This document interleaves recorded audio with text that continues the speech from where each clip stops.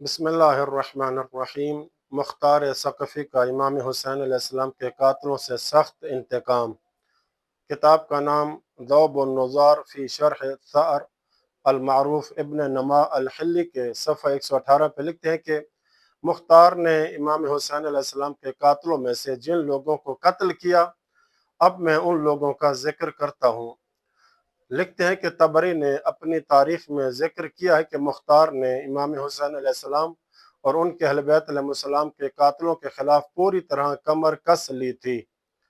وہ کہتا تھا کہ ان لوگوں کو تلاش کرو، کیونکہ جب تک میں زمین کو ان لوگوں سے پاک نہ کر دوں، میرے لیے کھانا پینا بھی جائز نہیں۔ موسیٰ بن عامر کہتے ہیں کہ سب سے پہلے مختار نے ان لوگوں سے کارروائی شروع کی جنہوں نے اپنے گھوڑوں کی ٹاپوں سے امام حسین علیہ السلام کے جسم مبارک کو روندا اور پامال کیا تھا۔ مختار نے انہیں منہ کے بل زمین پر لٹایا، ان کے ہاتھوں اور پاؤں میں لوہے کی کیلیں ٹھونک دیں، پھر ان کے اوپر گھوڑے دوڑائے، یہاں تک کہ گھوڑوں نے انہیں ٹکڑے ٹکڑے کر دیا اور پھر انہیں آگ میں جلا دیا۔ اس کے بعد اس نے دو ایسے آدمیوں کو پکڑا جو عبد الرحمن بن عقیل بن ابی طالب کے خون میں شریک تھے اور ان کا سامان بھی لوٹ کر لے گئے تھے۔ وہ دونوں قبرستان میں موجود تھے۔ مختار نے ان دونوں کی گردنیں مار دیں، پھر انہیں بھی آگ میں جلا دیا۔ اس کے بعد مالک بن بشیر کو لایا گیا تو مختار نے اسے بازار میں قتل کر دیا۔ پھر مختار نے ابو عمرہ کو بھیجا، اس نے خولی بن یزید اصبحی کے گھر کو گھیر لیا۔ یہی وہ شخص تھا جو امام حسین علیہ السلام کا سر مبارک عبید اللہ بن زیاد کے پاس لے کر گیا تھا۔ خولی کی بیوی باہر نکلی۔ طبری نے اپنی تاریخ میں لکھا ہے کہ بعض نے اس کی بیوی کا نام نوار بنت مالک لکھا ہے، جبکہ اس کا نام العیوف بھی بیان کیا گیا ہے۔ وہ اہل بیت علیہ السلام سے محبت رکھنے والی عورت تھی۔ جب مختار کے ساتھیوں نے اس سے پوچھا کہ خولی کہاں ہے تو اس نے کہا مجھے نہیں معلوم کہ وہ کہاں ہے، لیکن اپنے ہاتھ سے بیت الخلاء کی طرف اشارہ بھی کر دیا۔ لوگوں نے وہاں تلاش کیا تو خولی کو اس حالت میں پایا کہ اس نے اپنے سر پہ ٹوکرا رکھا ہوا تھا۔ انہوں نے اسے پکڑ لیا اور قتل کر دیا۔ پھر مختار نے اسے جلانے کا حکم دے دیا۔ پھر مختار نے عبداللہ بن کامل کو حکیم بن طفیل کے پاس بھیجا۔ حکیم بن طفیل وہ شخص تھا جس نے حضرت عباس علمدار کا لباس اور سامان لوٹا تھا اور انہیں تیر مارا تھا۔ یہ بھی روایت میں آیا ہے کہ اسی ملعون نے جناب قمر بنی ہاشم کے سر اقدس پہ زور سے لوہے کا گرز مارا تھا کہ جس کی وجہ سے جناب عباس کا سر اقدس کھل جاتا ہے۔ لوگوں نے اسے مختار تک پہنچنے سے پہلے ہی پکڑ لیا، پھر اسے نشانہ بنا کر کھڑا کر دیا اور تیروں سے اسے مار ڈالا۔ اس کے بعد مختار نے حضرت علی اکبر علیہ السلام جو ہم شکل پیغمبر بھی تھے، ان کے قاتل مرہ بن منقذ عبدی کی طرف آدمی بھیجے۔ وہ ایک بوڑھا آدمی تھا۔ لوگوں نے اس کے گھر کو گھیر لیا۔ وہ ہاتھ میں نیزہ لیے ہوئے ایک تیز رفتار گھوڑے پر سوار ہو کر باہر نکلا۔ اس نے عبید اللہ بن ناجیہ شبامی کو نیزہ مارا اور اسے گرا دیا، لیکن اس نیزے کے وار سے خود اسے کوئی نقصان نہ پہنچا۔ پھر ابن کامل نے اس پر تلوار سے وار کیا۔ اس نے اپنے بائیں ہاتھ سے تلوار کے وار کو روکنے کی کوشش کی تو تلوار اس کے ہاتھ میں پیوست ہو گئی۔ اسی دوران اس کا گھوڑا اسے لے کر تیزی سے بھاگ نکلا، چنانچہ وہ وہاں سے فرار ہو کر مصعب بن زبیر کے پاس جا پہنچا۔ بعد میں اس کا ہاتھ شل ہو گیا۔ مرہ بن منقذ عبدی یہی وہ ملعون تھا جس نے شہزادہ علی اکبر کی جنگ کو دیکھ کر کہا تھا اور قسم کھائی، علیہ آثام العرب، مجھ پر تمام عرب کے گناہوں کا بوجھ ہو، اگر یہ شہزادہ اسی طرح حملہ کرتے ہوئے میرے پاس سے گزرے، میں اس کے باپ کو اس کے سوگ میں نہ بٹھا دوں۔ جب حضرت علی اکبر اس بدبخت کے قریب سے گزرے تو اس نے شہزادے کے گلوئے اقدس میں تیر مارا، یا دوسری روایت کے مطابق پشت مبارک پر نیزہ مارا۔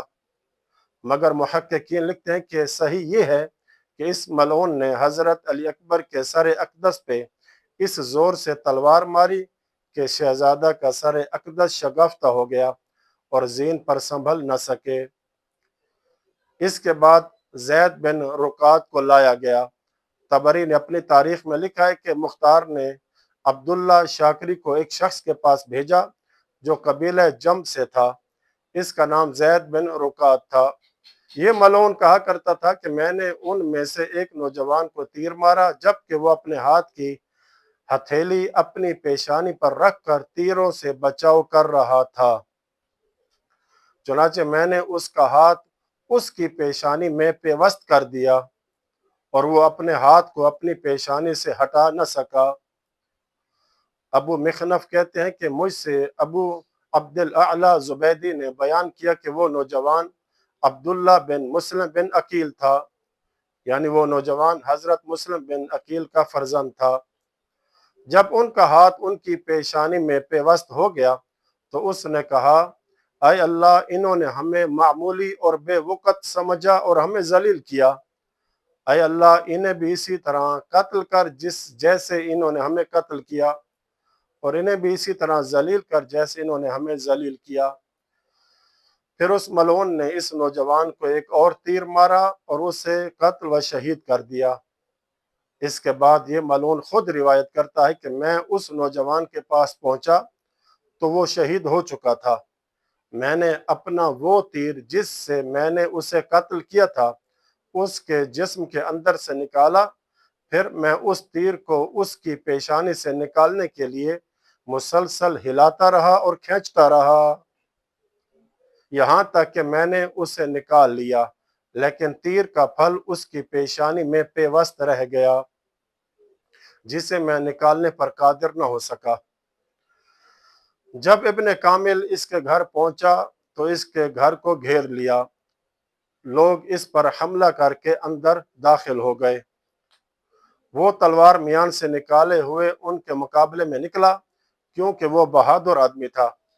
ابن کامل نے کہا، اسے تلوار سے نہ مارو، نہ اسے نیزے سے چھیدو، بلکہ اسے تیروں سے مارو اور اس پر پتھر برساؤ۔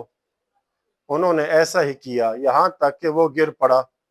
ابن کامل نے کہا، اگر اس میں ابھی جان باقی ہے تو اسے باہر لے آؤ۔ وہ اسے باہر لائے جبکہ ابھی اس میں کچھ جان باقی تھی۔ پھر ابن کامل نے آگ منگوائی اور اسے زندہ ہی آگ میں جلا دیا۔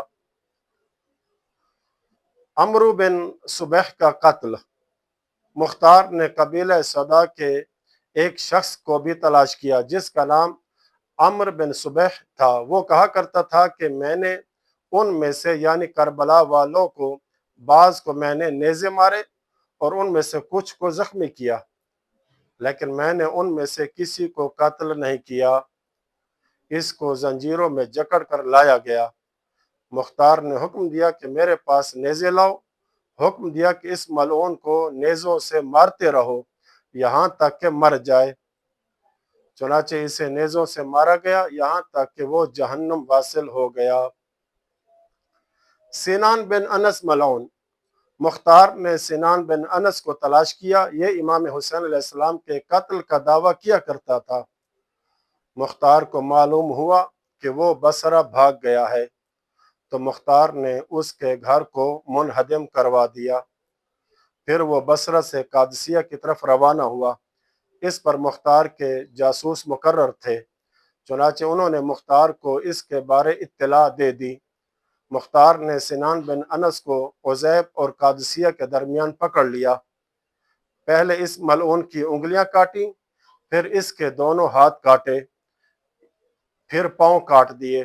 اس کے بعد ایک ہانڈی میں تیل گرم کیا اور اسے اس میں ڈال دیا۔ عبداللہ بن عقبہ بھاگ کر جزیرہ چلا گیا تو مختار نے اس کا گھر بھی منہدم کر دیا۔ یہ بات ذوب النظار ابن نماحلی نے اپنی کتاب میں لکھی ہے۔ اسی کتاب میں صفحہ 120 پہ ایک روایت ہے کہ منہال بن عمرو بیان کرتے ہیں کہ میں امام زین العابدین علیہ السلام کی خدمت میں حاضر ہوا تاکہ ان سے رخصت لے لوں، کیونکہ میں مکہ سے روانہ ہونا چاہتا تھا۔ آپ نے فرمایا، یا منہال، ما فعل حرملہ بن کاہل، اے منہال، حرملہ ملعون کا کیا حال ہوا؟ منہال کہتا ہے، اس وقت میرے پاس بشر بن غالب اسدی بھی تھے۔ میں نے عرض کیا، وہ کوفہ میں زندہ ہے۔ یہ سن کر امام علیہ السلام نے اپنے دونوں ہاتھ اٹھائے، اللہ کی بارگاہ میں عرض کرنے لگے، اللہم اذقہ حر الحدید، اللہم اذقہ حر الحدید، اللہم اذقہ حر النار۔ اے میرے اللہ، اسے لوہے کی گرمی کا مزہ چکھا، اے اللہ اسے لوہے کی گرمی کا مزہ چکھا، اے اللہ اسے آگ کی گرمی کا مزہ چکھا۔ منہال کہتا ہے، پھر میں کوفہ پہنچا اور مختار بھی کوفہ میں موجود تھا، چنانچہ میں اس کے پاس جانے کے لیے تیار ہوا۔ راستے میں میری مختار سے اس کے گھر سے باہر ملاقات ہو گئی۔ مختار نے مجھ سے کہا، اے منہال، کیا تم نے ہماری اس حکومت قیام میں ہمارا ساتھ نہیں دیا؟ میں نے بتایا کہ میں مکہ میں تھا۔ اس کے بعد مختار چلتا ہوا کناسہ کے مقام پر پہنچا اور وہاں کھڑا ہو گیا، گویا کسی چیز کا انتظار کر رہا ہو۔ زیادہ دیر نہیں گزری تھی کہ کچھ لوگ آئے اور انہوں نے کہا، اے امیر، خوش ہو جائیے، حرملہ ملعون کو پکڑ لیا گیا ہے۔ حرملہ کو لایا گیا۔ مختار نے اسے دیکھ کر کہا، اللہ تجھ پہ لعنت کرے، تمام تعریفیں اس اللہ کے لیے جس نے مجھے تجھ پر غلبہ عطا کیا۔ پھر کہا، جلاد، جلاد۔ چنانچہ ایک جلاد کو لایا گیا۔ مختار نے اسے حکم دیا کہ حرملہ کے دونوں ہاتھ اور دونوں پاؤں کاٹ دے۔ پھر مختار نے کہا، آگ، آگ، یعنی آگ لائی جائے۔ چنانچہ آگ اور نیل کے پودے کی خشک لکڑیاں لائی گئیں اور حرملہ کو آگ میں جلا دیا گیا۔ میں نے کہا، سبحان اللہ، سبحان اللہ۔ مختار نے کہا، تسبیح کہنا تو اچھی بات ہے، لیکن تم نے تسبیح کیوں کہی؟ منہال نے کہا، میں نے مختار کو امام زین العابدین علیہ السلام کی دعا کے بارے میں ساری بات بتا دی۔ یہ سن کر مختار اپنی سواری سے اتر گیا، 2 رکعت نماز پڑھی اور بہت طویل سجدہ کیا۔ اسی حرملہ ملعون نے امام حسین علیہ السلام کے شیر خوار یعنی حضرت علی اصغر کو اس وقت تیر مارا جب امام حسین علیہ السلام اپنے علی اصغر کو بوسہ دینے کے لیے جھکے، اور تیر بھی وہ مارا جو 6 شعبہ تھا۔ اگر ایسا تیر کسی طاقتور جانور کو بھی لگتا، وہ بھی تڑپ تڑپ کے مر جاتا۔ اللہ کی بے شمار لعنتیں ہوں حرملہ پہ۔ عبداللہ بن عروہ خثعمی مصعب بن زبیر کی طرف بھاگ گیا تو مختار نے اس کا گھر منہدم کروا دیا۔ محمد بن اشعث بن قیس کی طرف بھی مختار نے اپنے سپاہیوں کو بھیجا، لیکن یہ ملعون قادسیہ کے قریب ایک گاؤں میں اپنے قصر کی طرف بھاگ گیا تھا۔ مختار نے کہا کہ اسے جہاں پاؤ میرے پاس اس کا سر لے کر آؤ۔ چنانچہ ان لوگوں نے اس کے قصر کو گھیر لیا۔ اس قصر کے 2 دروازے تھے۔ محمد بن اشعث ملعون وہاں سے نکل گیا اور مصعب بن زبیر کے پاس چلا گیا۔ مختار نے اس کے قصر اور گھر دونوں کو منہدم کروا دیا اور جو کچھ اس کے گھر میں تھا وہ لے لیا۔ مرزبانی نے کہا کہ عبداللہ بن اسید اور مالک بن حیثم بدائی کو مختار کے پاس لایا گیا اور مالک محاربی کے بیٹے کو بھی قادسیہ سے لایا گیا۔ مختار نے ان سے کہا، اے اللہ کے دشمنوں، امام حسین علیہ السلام کہاں ہیں؟ انہوں نے جواب دیا کہ ہمیں ان کے خلاف نکلنے پر مجبور کیا گیا تھا۔ مختار نے کہا، تو پھر تم نے ان پر احسان کیوں نہ کیا اور انہیں پانی کیوں نہ پلایا؟ مختار مالک بن حیثم بدائی سے کہا، کیا تم نے امام حسین علیہ السلام کا اوڑھنے والا لباس لوٹا تھا؟ اس نے کہا، نہیں۔ مختار نے کہا، کیوں نہیں؟ تم ہی نے لوٹا تھا۔ پھر مختار نے اس کے دونوں ہاتھ اور دونوں پاؤں کاٹنے کا حکم دیا اور پھر دونوں کے سر قلم کر دیے۔ پھر بجدل بن سلیم کلبی کو لایا گیا۔ لوگوں نے مختار کو بتایا کہ اس نے امام حسین علیہ السلام کی انگوٹھی لوٹ لی تھی اور آپ کی انگلی بھی کاٹ دی تھی اس ملعون نے۔ مختار نے اس کے دونوں ہاتھ اور دونوں پاؤں کاٹنے کا حکم دیا۔ وہ مسلسل خون بہنے کی وجہ سے آخر کار مر گیا مردود۔ رکات بن مالک، عمر بن خالد، عبد الرحمن بن بجلی اور عبداللہ بن قیس خولانی کو بھی پکڑ کر مختار کے پاس لایا گیا۔ انہوں نے امام حسین علیہ السلام کا سامان لوٹا تھا اور آپس میں تقسیم کر لیا تھا۔ مختار نے ان سب کو بازار میں لا کر سب کی گردنیں اڑا دی۔ اسما بن خارجہ فزاری بھی ان لوگوں میں سے تھا جنہوں نے مسلم بن عقیل کے قتل کی کوشش اور ان کے لیے لوگوں کو ابھارنے میں حصہ لیا تھا۔ جب اسے خطرہ محسوس ہوا کہ مختار مجھے پکڑنا چاہتا ہے تو یہ صحرا کی طرف نکل گیا۔ مختار نے اس کا گھر اور اس کے چچا زاد بھائیوں کے گھر بھی منہدم کروا دیے۔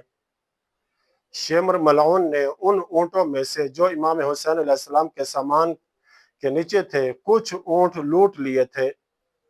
پھر اس نے ان اونٹوں کو نہر کیا اور ان کا گوشت کوفہ کے کچھ لوگوں میں تقسیم کر دیا تھا۔ مختار نے حکم دیا کہ ہر اس گھر کو شمار کیا جائے جس میں وہ گوشت داخل ہوا تھا۔ پھر مختار نے ان گھروں کے رہنے والوں کو قتل کیا اور ان کے گھر منہدم کر دیے۔ مختار مسلسل امام حسین علیہ السلام کے قاتلوں کا تعاقب کرتا رہا، یہاں تک کہ اس نے بہت بڑی تعداد میں لوگوں کو قتل کر دیا اور جو لوگ باقی بچے وہ شکست کھا کر بھاگ گئے۔ راوی کہتا ہے کہ غلاموں نے اپنے آقاؤں کو بھی قتل کر دیا اور مختار کے پاس آئے تو مختار نے انہیں آزاد کر دیا، یہاں تک کہ کوئی غلام اپنے آقا کے خلاف مختار کو اطلاع دیتا اور مختار اسے قتل کر دیتا۔ نوبت یہاں تک پہنچ گئی کہ ایک غلام اپنے آقا سے کہتا کہ مجھے اپنی گردن پر سوار کر لو، تو وہ آقا اسے اپنی گردن پر سوار کر لیتا تھا۔ غلام اپنے دونوں پاؤں اپنے آقا کے سینے پر لٹکا دیتا۔ یہ اس خوف کی وجہ سے ہوتا تھا کہ کہیں غلام مختار کو اس کے خلاف اطلاع نہ دے دے۔ عمرو بن حجاج زبیدی بھی ان لوگوں میں شامل تھا جنہوں نے امام حسین علیہ السلام کو قتل اور شہید کیا تھا۔ چنانچہ وہ اپنی سواری پر سوار ہوا اور واقصہ کی طرف جانے والا راستہ اختیار کیا۔ اس کے بعد آج تک اس کی کوئی خبر نہیں ملی۔ دوسرا قول یہ کہ مختار کے ساتھیوں نے اسے پا لیا تھا جبکہ وہ شدید پیاس کی وجہ سے زمین پر گر چکا تھا۔ مختار کے ساتھیوں نے اسے ذبح کر دیا اور اس کا سر لے لیا۔ یہی عمرو بن حجاج زبیدی ملعون تھا کہ جس نے اپنے سپاہیوں کے ساتھ تقریباً 500 سواروں کے ساتھ نہر فرات پر پہرا دے رہا تھا کہ کہیں کوئی حسین ابن علی کے خیام تک پانی نہ لے جائے۔ آل رسول پہ پانی بند کر دیا گیا اور پانی پہ پہرا دینے والا یہی ملعون تھا۔ کتاب الکامل فی التاریخ کے صفحہ 236 میں لکھا ہے کہ شمر بن ذیلجوشن ملعون کوفہ سے فرار کر گیا تھا۔ مختار نے شمر کے تعاقب میں اپنے ایک غلام جس کا نام ضربی تھا روانہ کیا۔ تاریخ طبری کے صفحہ 271 پہ یہ بات موجود ہے۔ شمر نے اس غلام کو قتل کر دیا اور آگے روانہ ہو گیا۔ پھر اس نے مصعب بن زبیر کے نام خط لکھا جو اس وقت بصرہ میں تھا اور اس خط میں اس کے پاس آنے کا عذر پیش کیا۔ اس واقعہ کوفہ میں جو لوگ شکست کھا کر بھاگ گئے تھے ان میں سے ہر شخص بصرہ میں مصعب بن زبیر ملعون کے پاس فرار ہو رہا تھا۔ شمر نے یہ خط ایک شخص کے ہاتھ میں بھیجا اور اس سے کہا کہ وہ اس کے آقا مصعب بن زبیر کے پاس جائے۔ ادھر ابو عمرہ جو مختار کا ساتھی تھا اسے ایک ایسے گاؤں کی طرف بھیجا گیا تھا جسے کلتانیہ کہا جاتا تھا، تاکہ وہ اس مقام پر مختار اور اہل بصرہ کے درمیان ایک چوکی اور حفاظتی دستہ بن کر رہے۔ چنانچہ ابو عمرہ نے شمر کا تعاقب کیا۔ شمر کا خط لے جانے والے شخص نے شمر کے ٹھکانے کے بارے میں بتایا کہ وہ اس کے گاؤں کے مقابل ایک دوسرے گاؤں میں موجود ہے۔ جب رات ہوئی تو ابو عمرہ اور اس کے ساتھیوں نے اچانک شمر کے ٹھکانے پر حملہ کر دیا، یہاں تک کہ انہیں اپنے ہتھیار پہننے کی مہلت بھی نہ مل سکی۔ شمر نے اپنے بدن پر مکمل لباس بھی نہیں پہنا تھا۔ شمر پر اسی حالت میں ابو عمرہ نے حملہ کیا اور شمر نے ابو عمرہ پر نیزے سے حملہ کیا، جبکہ شمر ملعون برص کا مریض تھا۔ پھر وہ اپنے خیمے میں داخل ہوا اور وہاں سے تلوار لے کر باہر نکلا۔ اس نے اس تلوار کے ذریعے مقابلہ کیا، یہاں تک کہ ابو عمرہ نے شمر کو قتل کر دیا اور شمر ملعون کے جسم کے ٹکڑے کتوں کے آگے پھینک دیے۔ اللہ کی لعنت ہو شمر پر۔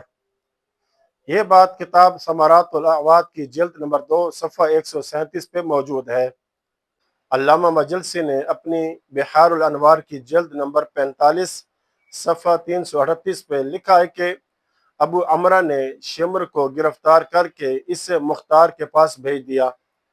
مختار نے اس کی گردن مار دی، پھر شمر ملعون کے لیے ایک ہانڈی میں تیل گرم کیا اور شمر کو اس میں پھینک دیا، یہاں تک کہ اس کا جسم گل سڑ کر ٹکڑے ٹکڑے ہو گیا۔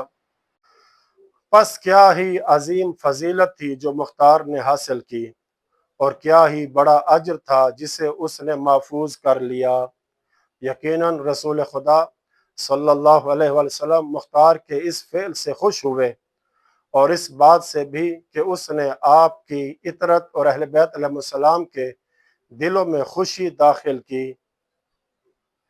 باقی رہے دو افراد جن کے بنیادی کردار سے کربلا کی جنگ وجود میں آئی، ایک عمر ابن سعد ملعون اور دوسرا ابن زیاد ملعون کے بارے اگلی آنے والی قسط نمبر 5 میں تفصیل سے بیان کریں گے انشاءاللہ، کہ مختار نے ان دونوں کو کیسے جہنم واصل کیا۔ وصلی اللہ علی محمد و اہل بیتہ الطاہرین۔